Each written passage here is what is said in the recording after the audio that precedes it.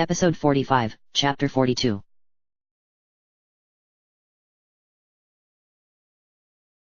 Chapter 42. Could you have dawdled any longer? Rivali asked as Link and Tiba landed on Meadowa's wing. The sun had risen in the east, and the divine beast was already in the air. Rather than try to find a place to hang on while the divine beast unfolded itself and took flight, they had decided that it would just be easier for Link to be carried up to Meadow. The air was frigid this high up, and Link was dressed in his heavier Rito clothing, along with the cloak they gave him. You know I can't go anywhere without a good meal, Link said. Rivali looked at him with apparent disdain. Gorging yourself before facing certain doom. Can't fight monsters on an empty stomach. I think I liked you better when you didn't speak. I'm sure. Link stepped up to the Rito and, despite their words, smiled. Rivali smirked. Are you two done? Tiba asked. Rivali looked back over his shoulder and rolled his eyes. This one flies far too stiff. He looked at Link. Kind of like you, actually. No wonder you get along. Tiba harumphed and turned, spreading his wings. He wouldn't be flying with them to Gerudo Desert, having chosen, instead, to remain behind in Rito Village. Their search for Link had delayed his plan to push back the Wolfos near the flight range, and he planned to go out today with a few warriors. See you later. Do me a favor and don't disappear this time, he said before taking flight. Meadow tilted slightly as it turned south. Rivali made no indication of controlling the divine beast. His mental connection with it was as strong as the other champions had been after defeating the creature aboard. Rivali and Link stood together for a time, the only sound coming from the wind as Meadow began its slow flight to the desert. Finally, Rivali cleared his throat, which seemed strange to Link, considering he had no actual body, and looked at him. So, he said. Last one. Link looked at Rivali and nodded. Last one. I see you went and found your old sword again. Hopefully, you're more prepared to face Ganon than you were last time. Link looked at Rivali, raising an eyebrow. What? Rivali asked. I'm being serious. We already know I'm ready. Well, now you are. And that's all that matters. They fell silent again for a time before Rivali spoke up again. So how is the princess doing? Link had told Rivali about his journey into the castle the night before. Rivali, surprisingly, didn't even tease him for it. Even he seemed to understand why Link had done it, despite it being an ultimately useless gesture. She's hanging on, Link said, looking back towards the east. Rivali nodded. You know, I once thought of her as talentless. Link felt the prickle of irritation at that and looked at Rivali. The Rito, however, looked thoughtful and, perhaps, a little regretful.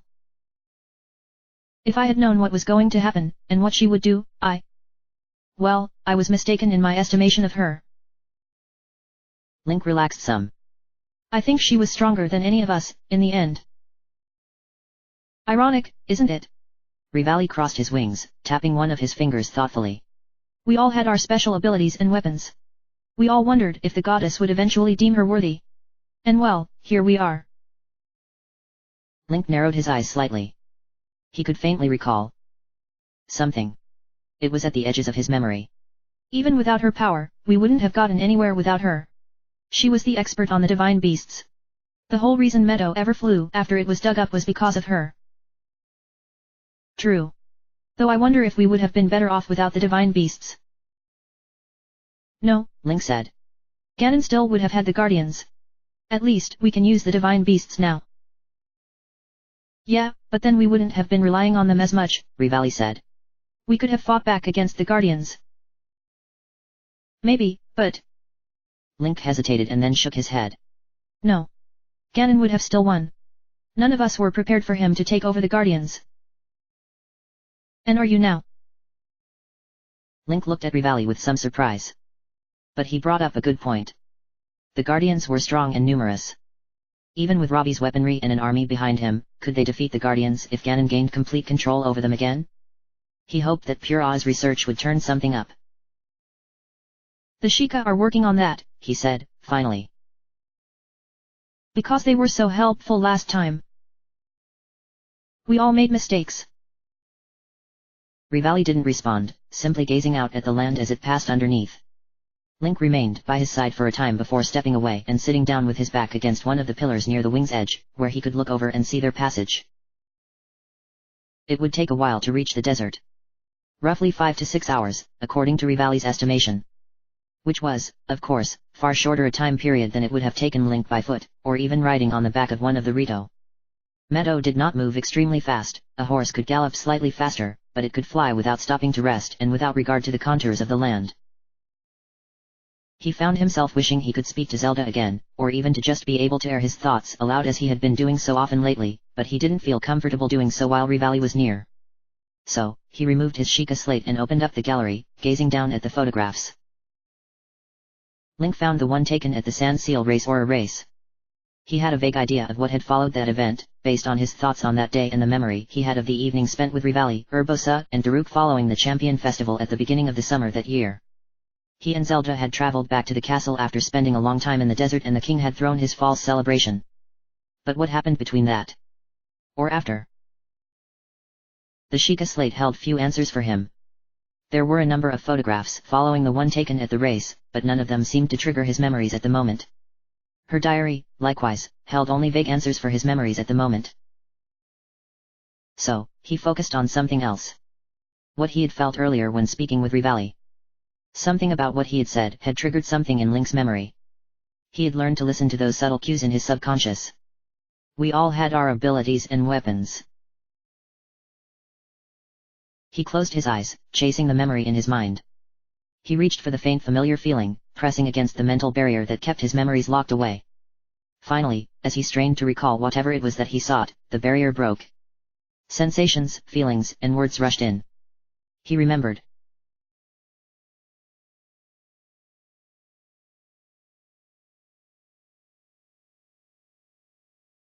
Sav Saba.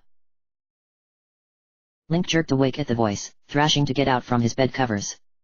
A tall, shadowy form stood over him, backlit by soft torch light from out in the castle hall. The person laughed, however, and Link froze, squinting up at the figure. Urbosa. He finally said. It is good you finally awoke, Urbosa said, stepping back so that she was better illuminated by the faint light coming in from the hall. I stood in here for 2 minutes. You need to develop some better instincts if you're going to keep following the princess around. What? Link frowned at her, his mind still foggy from being woken up so abruptly. What time is it? Why are you here? And then his thoughts sped up. Princess Zelda. He sat up abruptly. Is she okay? Did something happen? Oh, she's fine. Urbosa waved a hand. She just can't sleep.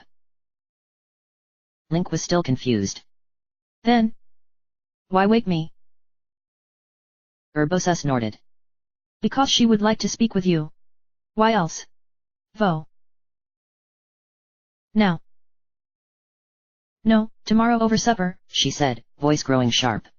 Yes, now. And she sent you to wake me.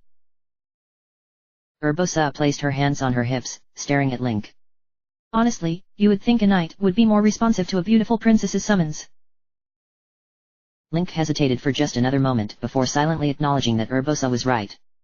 He moved to remove his blankets but stopped, looking back up at her. Well, could you leave? I am not dressed. The tall Gerudo laughed again. You Hylians and your modesty. Always so embarrassed by the sight of a little skin. Link felt his face flush. He knew exactly what she was referring to. Finally, gritting his teeth, he threw the blankets off of him and stood, wearing nothing more than a pair of undershorts. Urbosa's smirk was just barely visible in the dim light before she turned and walked out of the room. She closed the door behind her, plunging his modest interior chamber into darkness. Link felt his way to his dresser and removed a tunic and pair of trousers blindly. He dressed quickly, slipped his feet into his boots, and belted on the master's sword. One never could be too careful, even at the castle, before exiting out into the hall.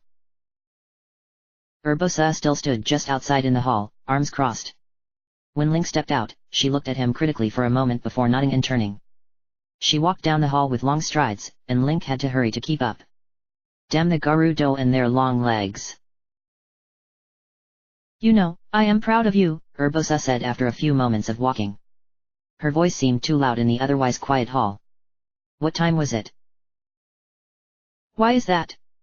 Link asked. You have done well with her. She is doing better, despite her father's best efforts.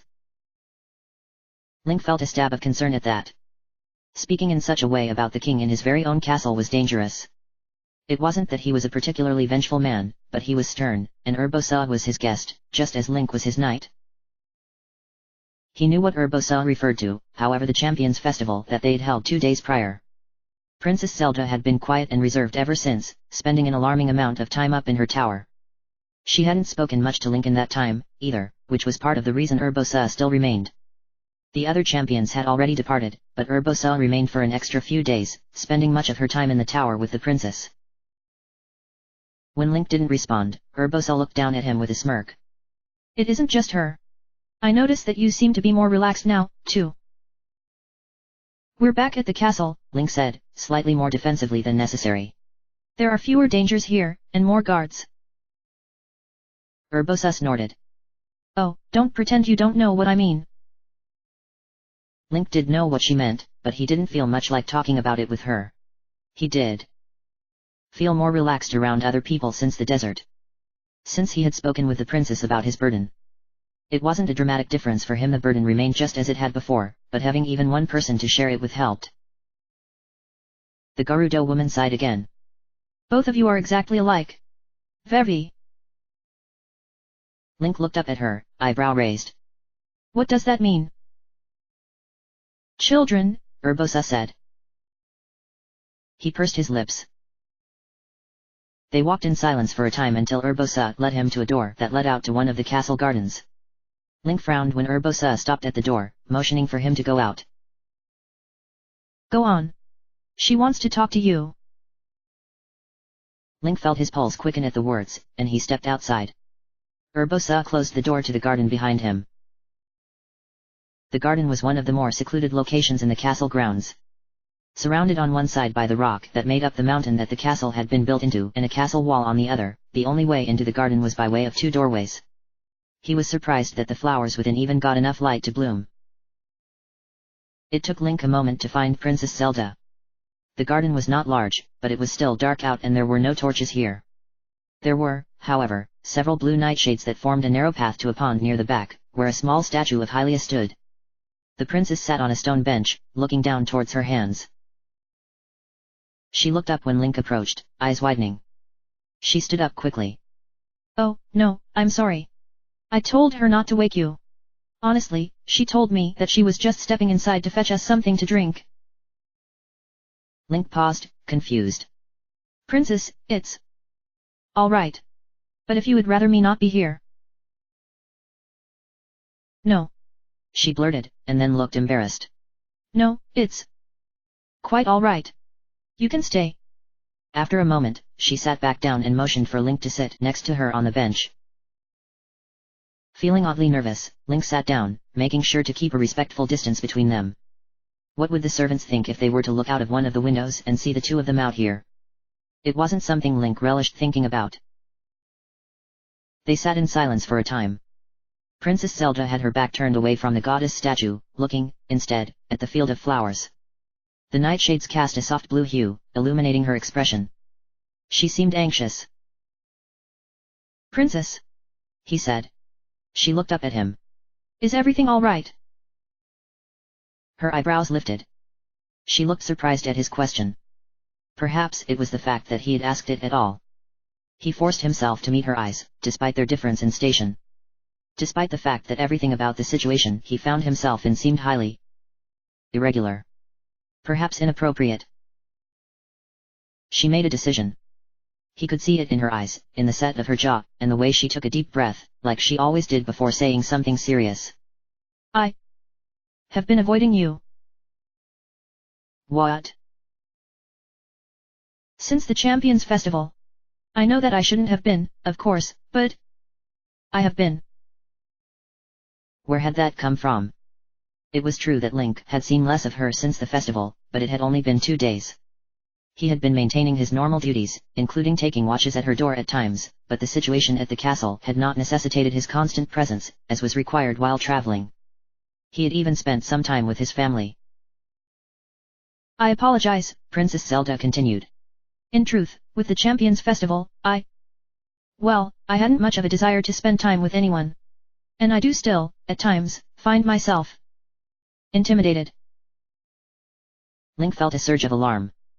Heat rose up the back of his neck, and he sat up straighter. Intimidated? Princess, if I have done anything to... She held up her hand, cutting him off. She met his eyes and shook her head, though didn't immediately speak. Finally, she rose and began to pace on the grassy path, careful not to trod upon the flowers. It isn't you. It's, really, never been about you. I was... She sighed, clenching one of her hands into a fist. Jealous. Because you drew the Master Sword. Link felt a lead weight settle in his stomach. He wondered if she knew that Urbosa told him that very fact. Of course, he had never said anything, content to know that they had begun to get along. He noticed that she was looking at him now, as if gauging him for a reaction. When he didn't immediately give one, she began to pace again, looking frustrated. It was silly, I know. You and I have different tasks, different roles to play in the coming conflict. But it angered me to no end that you were just able to walk up and pull it out. Like it was nothing. I had seen other men try to do it, Link. No one could do so. In fact, many spoke of how they felt physically weakened after trying, as though the Master Sword drained them of their strength for even daring to touch it. Yet you just walked up. There was no fanfare, no ceremony. We were just walking together and... you just removed it from the stone. It was like you were just curious what would happen. It wasn't, Link said, haltingly. He was feeling increasingly confused by her behavior. Gone was the sorrow he had seen earlier, replaced by a kind of fierce determination. He was worried that she would get angry. I think it called me. Somehow. She paused, looking at him, and he did see a flash of something like anger in her eyes. But then it faded. It took her a moment before she began speaking again. When she did, she turned away from him. See? That is what bothered me so much. She wrapped her arms around herself. It still does. You have your sword. The others have their abilities and, of course, their divine beasts. But I have nothing. Link remained silent, unsure of how to respond.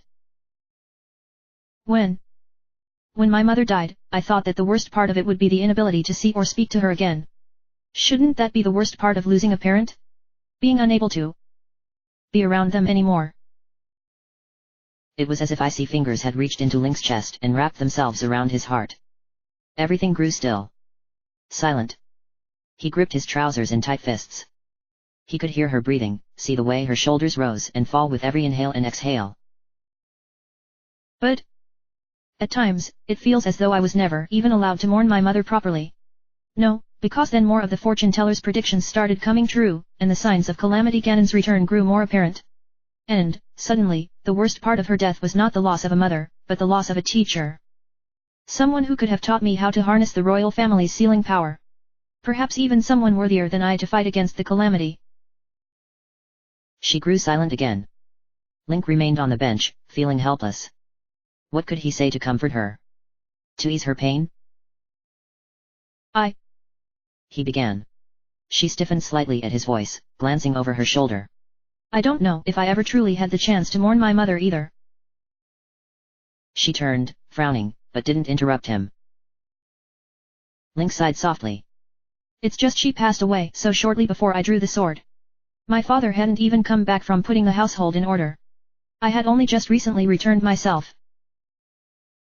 And nothing else mattered after you drew the sword, Princess Zelda said, her voice soft. Exactly. After that, I stopped being Link, son of Arn and Medalia. Then I was just the hero. She gazed at him for a time and then looked up, as if offering a silent prayer to the heavens.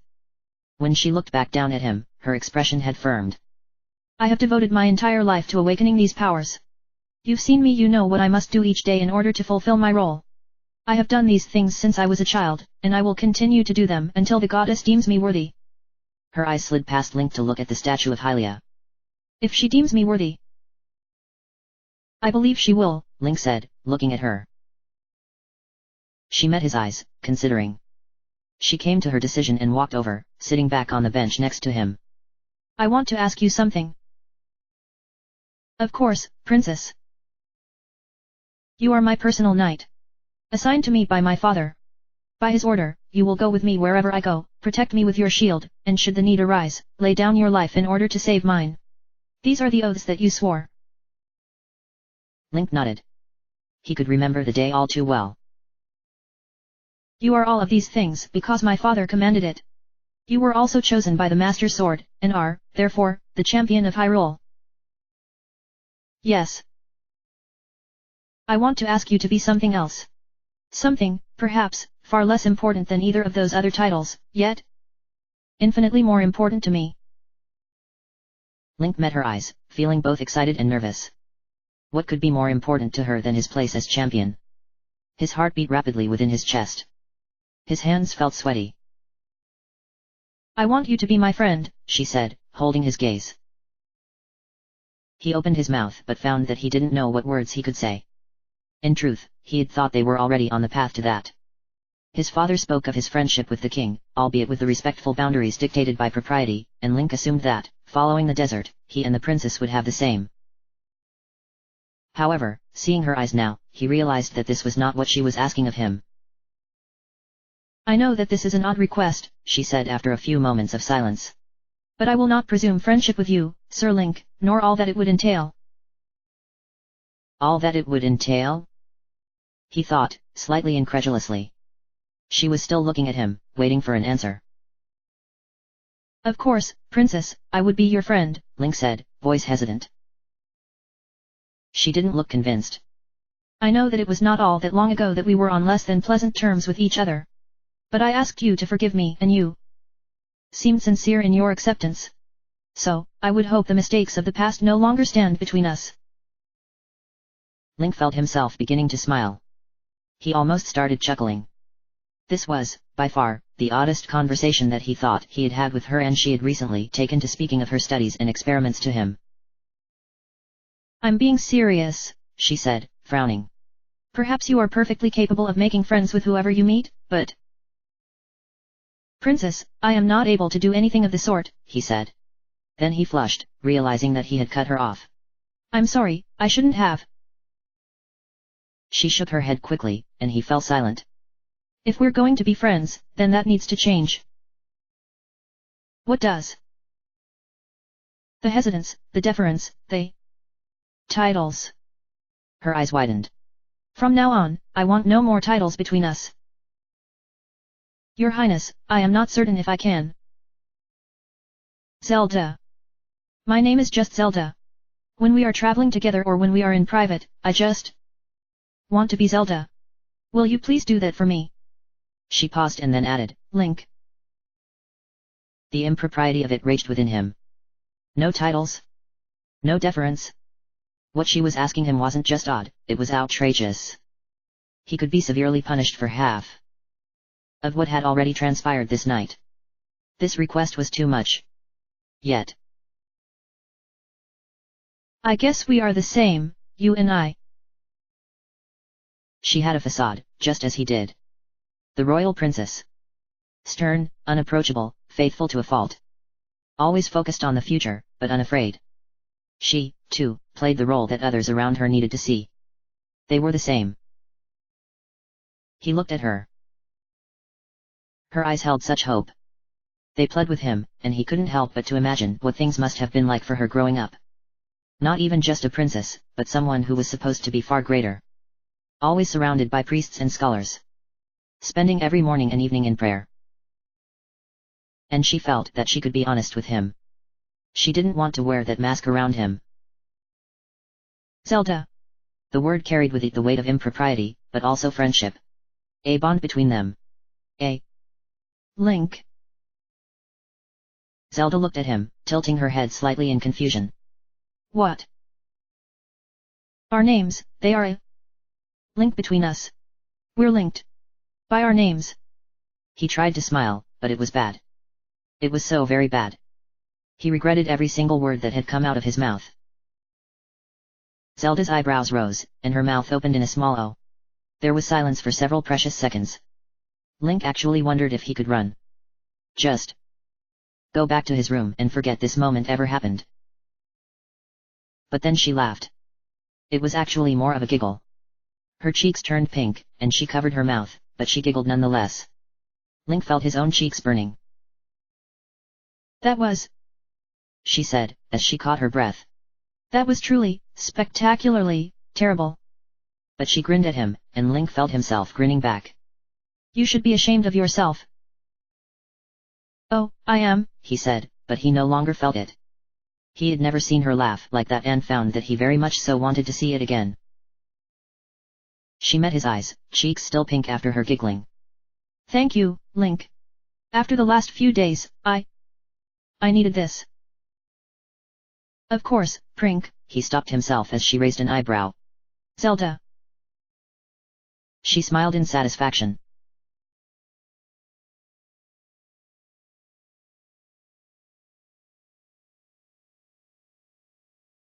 The sun was bright overhead, though it did little to warm Link at this altitude. He watched as they passed snow-capped plateaus and mountains. Because of their height, Rivali had been forced to take Meadow even higher, at one point through a series of clouds, which left Link's cloak soaked, though it did keep the water off of his clothing underneath. When the clouds broke, however, Link found himself looking down on the Gerudo Highlands. They flew above it, but not by much. He could see the remnants of an old village atop one of the plateaus, its roofs long since caved in by thick snow. He could see the hardiest of animals and trees, and even saw what he thought was one of the giant stone taluses that Bolden had told him about. It was a giant creature made of interlocking boulders with no discernible face. It walked atop one of the plateaus, seemingly without purpose, though it did pause as they passed overhead. Link thought that it was looking at them, despite its lack of eyes. And then, suddenly, the snow was gone, replaced by rock and sand as they reached the edges of the highlands. The land dropped away from them, falling hundreds and maybe even thousands of feet, to where Link saw sand dunes. Meadow tilted down gently, though the shift was enough to make Link stand and place a hand against the pillar for additional support. Meadow gradually descended and the land rose up to meet them. As they sank, Link began to see other details. Occasional plants, though they were unlike the plants he was used to, small, shriveled things that remained close to the ground, or spiny cacti, dotted the landscape, as did various desert animals. He saw people, too. A group of tents marked sat next to a herd of camels. As they passed overhead, a tall Gerudo woman stepped out of one of the tents, looking up and shielding her eyes. Link carefully made his way over to where Rivali still stood, unaffected by Meadow's motion. Rivali glanced at him when Link stepped up beside him and nodded, but said nothing. They hadn't spoken much on the trip over. Rivali had seemed deep within his own thoughts. Link, for his part, had been sorting through his newly remembered meeting with Zelda, which had brought with it a new wealth of details and emotions. The desert was large, and the flight through the desert took longer than Link had initially expected. As they descended, the day began to grow warmer until he was forced to change out of his warm Rito clothing into his simple tunic and trousers. It only continued to grow hotter, however, and he eventually tied a bandana around his head to prevent sweat from dripping down into his eyes. Some of the dunes in the desert rose, as if to attempt to meet them, while other areas were long expanses of flat rock and sand. Seeing the desert from this angle, it surprised Link how much variety there was. They passed entire towns and cities, as well as other wandering tribes of Gerudo. They flew over markets, bazaars, and the occasional oasis. Oddly, Link didn't remember as much being present when he visited with Zelda, but there still remained many holes in his memory of that time. In all likelihood, he just didn't remember such things. Certainly, seeing things from above gave him a much broader perspective than he would have had back then. Their flight caused a commotion among the tribes of Gerudo, which only grew more apparent as they neared the desert's center in Gerudo town. As they flew, Link saw groups of Gerudo riding ahead of them on tall, lean horses or riding on sleds pulled by sand seals. Eventually, Meadow outstripped them all due to its tireless flight. Yet they continued to ride, clearly hoping to give some warning. Link, Rivali said, drawing Link's attention away from some of the riders that they flew over. Look. He turned to look where Rivali indicated, and that was when he saw it. A towering whirlwind of sand and lightning that reached high into the air. It was difficult to make anything else out, so he brought out his Sheikah slate, using its magnification to get a closer view. As the bolts of lightning flashed within the enormous sandstorm, Link saw the faint outline of divine beast Vonaboras at its center. It stood upon 4 long legs and walked slowly. The lightning appeared to originate from just above the divine beast. Link thought that he could see evidence of the storm's destructive power. The sand rushed and billowed around it, extending far beyond the mechanical creature at its center, and when the lightning struck the ground, it kicked up gouts of sand and rock. He felt anger bubble up from within him. In the center of that beast of destructive power was Ganon's final piece. The creature that killed his friend and assisted in terrorizing this land. And he felt something else, too. A pull, a need to eliminate the darkness at the heart of that storm. It took him a moment before he realized that the sensation was not coming from within himself but originated from the Master Sword. It desired to destroy the evil thing just as much as he did. Need me to drop you off on it? Rivali asked, looking at Link with a smirk. Looks like it should be pretty simple fix. As easy as preening a few feathers. Link shook his head, looking ahead to where Gerudo Town had come into view over the rise of another large dune. The jewel of Gerudo Desert stood sentinel at the center of the desert, its great stone walls and beautifully tiled aqueducts visible even from a distance. Despite its humble name, it was a city of enormous proportions, larger, even, than the Zora capital. While most of its buildings were squat stone structures, many rose above the others with multiple floors and towers that reached for the sky. At the far end of the city was a trio of tall rock formations, tapered in the center while expanding near their peaks. Water streamed off these rocks, forming the source for the aqueducts. A structure had been built, carved, out of the trio of towers that had, apparently, once grown out of a single rock. The structure was large and imposing, with multiple levels and a staircase leading up to its entrance. The palace. It took Link only a split-second decision before he pointed at it. I'll get off there. Brave man, Rivali said, angling Meadow to fly towards the center of the city. Looking to make a splash, I take it. Link nodded, turning to gather up his gear. I don't have time to waste any longer. I'm ready to see this finished. Rivali grunted. Could have fooled me. You were the one who decided to nap for 100 years. Link glanced back at him, grinning. And then I woke up and saved your tail feathers. Don't forget that. The Rito harumphed, crossing his wings over his chest. Ready. And Meadow began to sharply tilt to the side. Rivali. Link said, alarmed as his footing grew suddenly precarious. He desperately reached for one of the pillars to steady himself. Rivali merely laughed, and the ground righted itself again.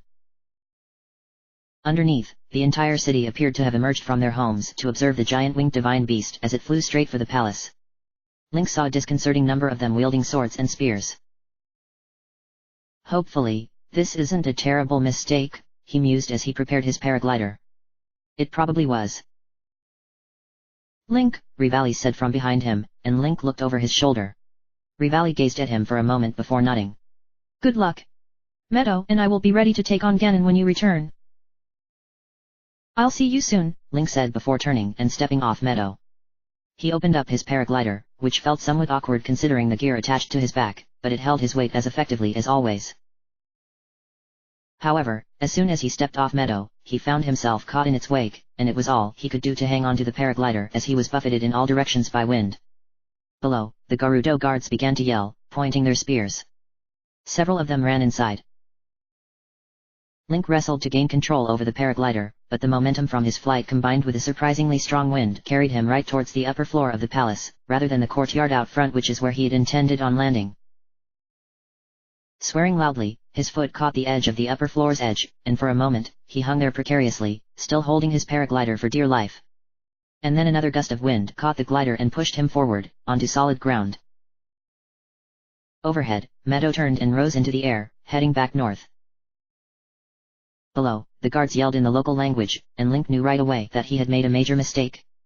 There was an open doorway directly in front of him, which revealed a lavishly decorated bedroom with colorful carpets and drapes, a huge bed in its center, and a girl, no older than a young teenager, sitting upon a couch with her legs crossed, quill in hand and book open on the table before her. She had long red hair in a loose braid that fell down her back and wore some kind of golden ornamentation upon her head that spread out with golden wings. He was fairly certain that it was a crown. Oh, damn. A group of Gerudo burst out of the building at the bottom of the stairs leading up to this level. He held his hands up to show that he was not a threat, but that did not stop them from tackling him to the ground. A moment later, the butt of a spear struck him across the temple, and everything went dark. End of chapter.